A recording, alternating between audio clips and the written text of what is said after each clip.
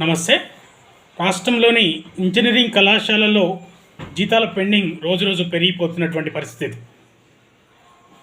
Mahavir engineering కళాశాలలో 5 నెలల పైచిలకు జీతాలు పెండింగ్లో ఉన్నాయి. అదేవిధంగా Srinidhi institute of technology and సైన్స్లో 3 నెలల జీతాలు పెండింగ్ ఉన్నాయి. ఈ రెండు కళాశాలలో జీతాలు చెల్లించకుండా తప్పుడు అఫిడవిట్లు సమర్పించి అనుమతులు తెచ్చుకున్నటువంటి కళాశాలలు జీతాలు పెండింగ్ పెట్టి ప్రతి నెల కూడా జీతాలు చెల్లించకుండా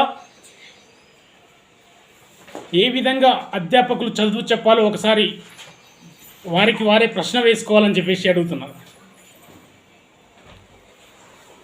ఫీజు రియంబర్స్మెంట్ రావడం లేదంటున్నారు.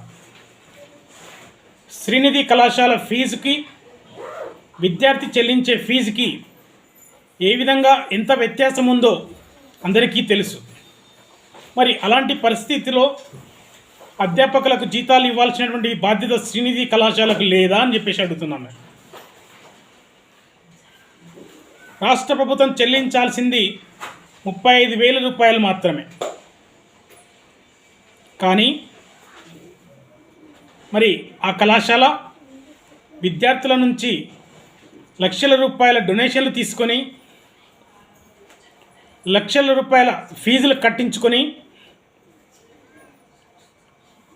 ఇవాళ జీతాలు ఇవ్వకుండా నిర్లక్ష్యంగా వహిస్తూ అధ్యాపకుల జీవితాలతోటి చెలగాటమాడుతున్నటువంటి శ్రీనిధి కళాశాల పైన రాష్ట్ర ప్రభుత్వం విచారణ చేపట్టి వారిపైన తగిన చర్యలు తీసుకోవాలని చెప్పేసి తెలియజేస్తున్నాం. మరి మహావీర్ ఇంజనీరింగ్ కళాశాల 2 కాలేజీలు ఉన్నాయి. వీళ్ళకి 2 కాలేజీలో కూడా 5 నెలల పైచిలకు జీతాలు చెల్లించకుండా వారి జీవితాలతో చెలగాటమాడుతున్నటువంటి మహావీర్ పైన విచారణ కమిటీ వేసి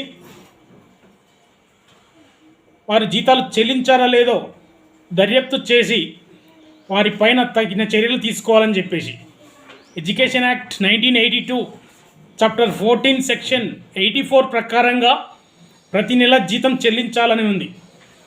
చెల్లించని వెడల కఠిన చర్యలు తీసుకోవాలని, తగిన మూల్యం చెల్లించాలని చెప్పేసి అందులో తెలియజేస్తుంది. దాని ప్రకారంగా ఈ కళాశాలల పైన చర్యలు తీసుకోవాలని చెప్పేసి తెలియజేస్తున్నాం.